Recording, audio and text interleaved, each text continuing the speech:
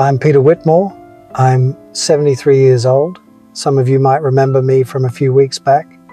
The response to that video was overwhelming, and I want to thank you for that. But today, I need to talk about something I didn't mention then, something more personal, something that changed everything about how I see relationships. And I need you to hear this, you see, because what I'm about to tell you could save you from the kind of pain that stays with you for decades. My wife, Susan, and I were married for 41 years. That's longer than some of you have been alive. And for most of that time, I thought we had a good marriage. Not perfect, but good. Solid. The kind of marriage people stay in. But here's what nobody tells you about long marriages. You can live with someone for decades and still not really know them.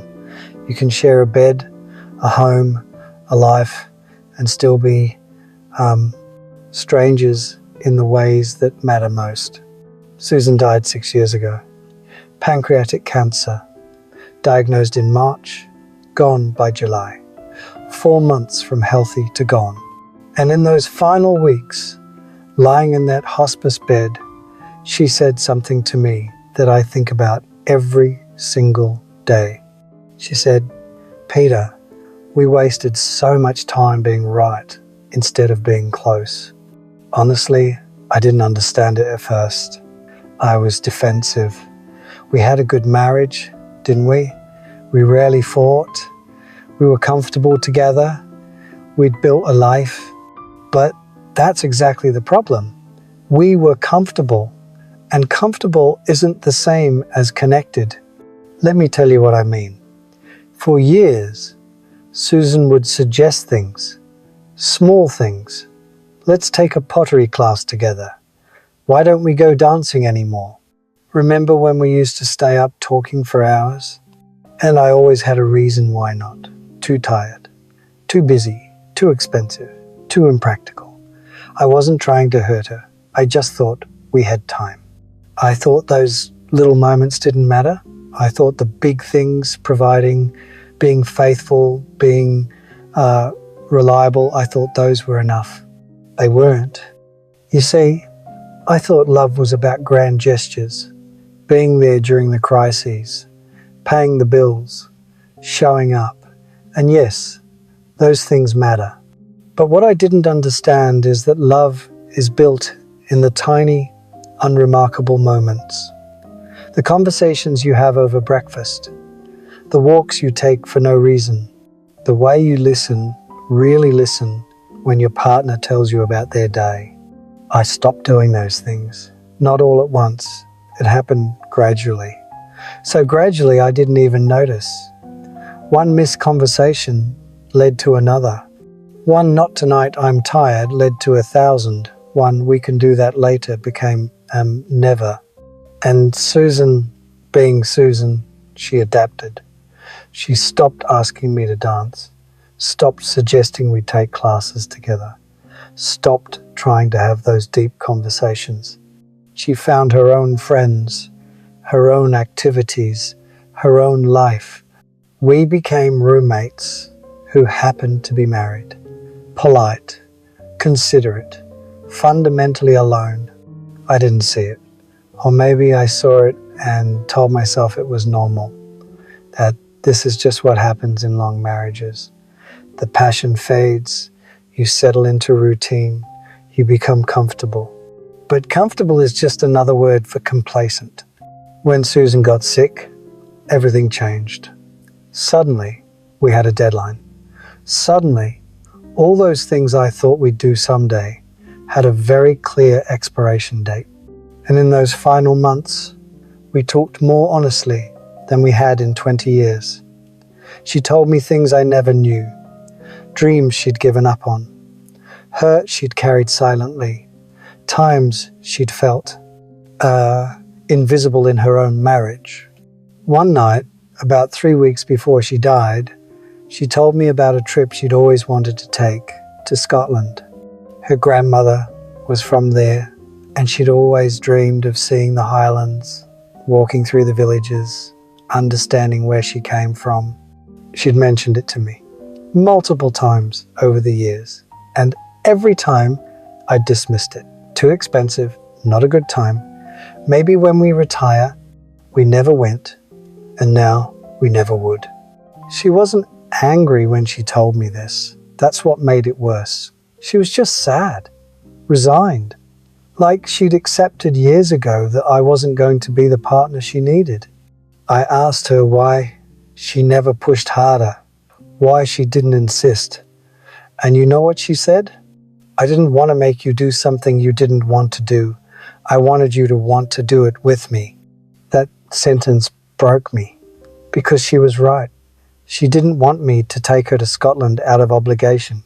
She wanted me to want to share that experience with her, to be excited about it, to care about it, because it mattered to her. And I couldn't even give her that. Listen, here's what I've learned, and I hope you're listening because this is important. The biggest threat to your relationship isn't cheating or fighting or some dramatic betrayal. It's indifference.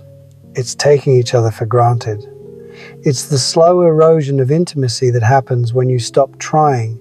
You stop asking questions because you think you already know the answers. You stop making effort because you think your partner will always be there. You stop prioritizing the relationship because you think you have time. And one day, you wake up next to a stranger, or worse, they're gone, and you never got the chance to really know them at all. After Susan died, I found a journal in her nightstand. She'd been keeping it for years, and reading through it was like discovering a person I'd lived with but never truly seen. She wrote about loneliness, about feeling like she was screaming into a void, about small moments that hurt her times. I was physically present but emotionally absent. Times I chose work over her. Times I was more interested in my phone than in what she was saying. She also wrote about love, about the man she married, about hoping that version of me would come back, about trying to reach me and not knowing how. I was right there. We slept in the same bed every night, but honestly, I might as well have been on another planet. And here's the part that kills me. It wasn't malicious. I wasn't trying to hurt her. I just got lazy. I thought showing up was enough. I thought providing was enough. I thought not doing anything wrong was the same as doing things right. But relationships don't die from dramatic failures. They die from 1,000 small neglects. If you're in a relationship right now, I want you to ask yourself some questions. When's the last time you had a real conversation with your partner? Not about logistics or schedules or what's for dinner. A real conversation about dreams, fears, ideas. When's the last time you did something just because it would make them happy? Not because it was their birthday or an anniversary, but just because. When's the last time you looked at them, really looked at them, and felt grateful they're in your life? If you can't remember, well, you're making the same mistake I made. Your partner isn't going to be there forever. I know that sounds dark, but it's true. One of you will die first, and when that happens, you don't get a do-over. You don't get to go back and have those conversations you postponed. You don't get to take those trips you kept delaying. You don't get to say those things you assumed they already knew. Susan and I had 41 years, and I wasted at least half of them being comfortable instead of connected, being right instead of being close, being present instead of being engaged. Don't make my mistake. Love isn't something you feel and then stop working on. Love is something you do every day, in small ways and big ways. It's choosing to be curious about your partner even after decades together. It's trying new things together even when it's uncomfortable. It's having hard conversations even when it's easier to avoid them. It's caring about the things they care about, not because you have to, but because they matter to the person you love. After Susan died, people kept telling me I'd been a good husband. They meant well, but they were wrong. I wasn't a good husband. I was an adequate husband. I met the minimum requirements. I didn't cheat, didn't abuse, didn't abandon, but that's an incredibly low bar. Being a good partner means actively building intimacy, choosing vulnerability, staying curious, making effort, prioritizing connection, even when you're tired or busy or stressed. I didn't do those things. And now I live with the regret of knowing I had something precious and I let it slip away through sheer neglect. 6 years later, I still think about Scotland, about how little it would have cost me to say yes. A week of my time, some money, that's it. And it would have meant everything to her.